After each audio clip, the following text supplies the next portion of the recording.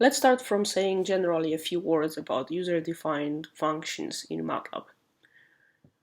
So, functions in current versions of Matlab can be defined in two major ways.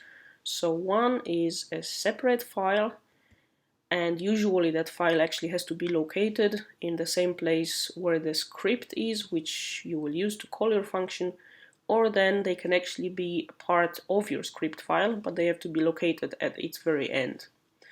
In older versions of Matlab, probably before 2.15 or 2.16, this latter was not possible. So you were not actually able to include function as part of your script. It would always have to be a separate file. But these days you have either of these as a choice. Why do we use functions? For two major reasons. One is that it basically makes Matlab run faster. And second part is that it makes your code look more neat. Because instead of having the major part of your program have, let's say, 1000 lines, you can have the main script having half of that or even less.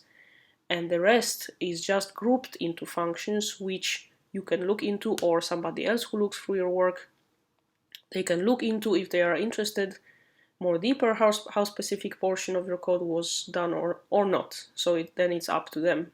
But it helps keep track easier of what is happening in your code.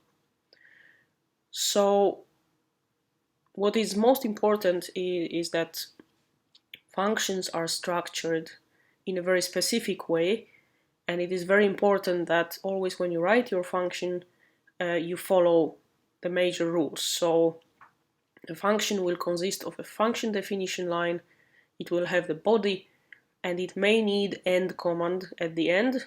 It's not required in every case, but there are some specific circumstances where that end has to be necessarily added. So in the further videos, we will look closer at the structure of the function and then at those specific examples of function types.